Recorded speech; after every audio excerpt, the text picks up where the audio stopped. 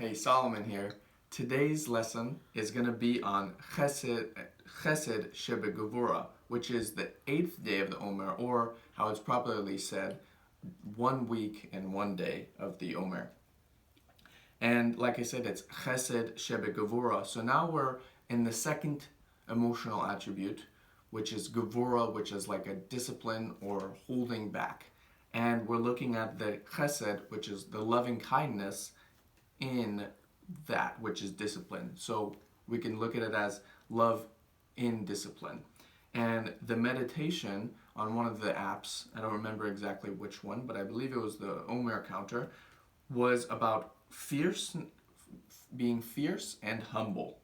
And to achieve wonders takes a heart both humble and fearless. 2 years ago, I felt that the crisis, in my words, crisis of the head was because I know it is setting. I fear not the crisis of my head because I know it is setting me up for something great, something that God is setting up or revealing to me. However, at that time, 2 years ago, I did feel that some may think that this pain is from an anxiety or a stress. I wrote down, I'm open to hear ideas, but when my head is clear and sharp, I'm able to make intentional decisions. In addition, a concussion could bring about this worry and lack of concentration. I must take this as a new challenge to grow from it. It is very difficult now, but I trust and have faith in what is to come.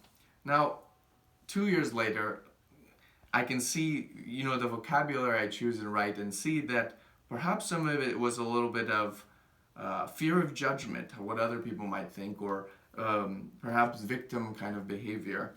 But nonetheless, this was when I was first writing it 2 years ago.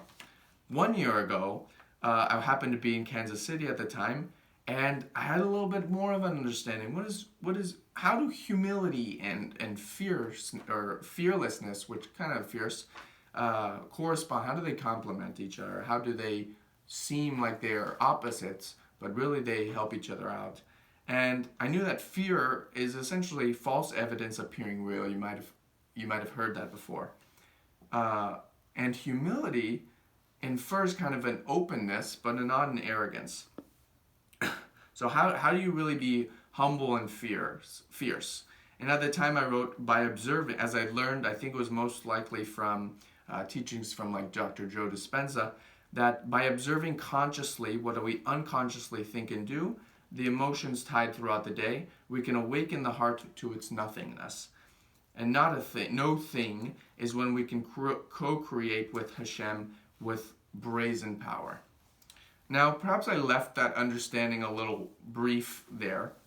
So to really dive into more of it and how I understand it today, I dove a little bit more into my different reflections and from those two apps and really broke down each component and each word to really understand a little bit more.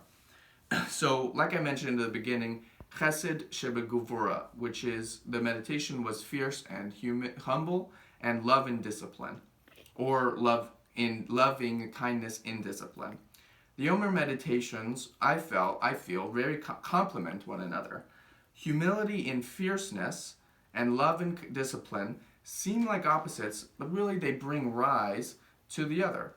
The humility arises from a deep understanding that I come from the same stuff, so to say, as you, as the star, as the stardust. There's a quote, I don't remember it word for word, that we are stardust. And as everyone, and that evokes, to be honest, when you really kind of meditate and contemplate on that can evoke a fierceness, because then you realize those people that you look up to come from the same place as you and learn the same stuff as you, and means that they worked on something about themselves. They had the same challenges to overcome, to learn about themselves, to be able to become the person that they are today, that you or me look up to and aspire to model our own life after. And like I said, that evokes a fierceness that I am unique and I have something like those people I look up to that only I can give. That's very unique. Only I can give love in discipline. And love and discipline is the awareness that my consistent showing up is a process, whether it's learning a new skill like playing the piano, or learning more of an internal skill like learning how to surrender through the discipline of meditation or other kind of disciplines. Um, the discipline is, holding yourself to it and showing up every day. But the loving part is really, to me, having that understanding that what I'm doing is rising me to a better person, and therefore I can really love the process of when the days come that I hit the sweet spot in my practice of piano or meditation, or I've really felt like I've increased my level of gratitude today. In a situation where maybe I felt like I would ruminate on things that weren't going well, I shifted and reframed my approach and actually was able to, look at all these things that I'm grateful for.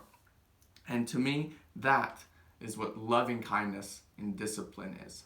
Thank you for tuning in, and I hope you're continuing your journey.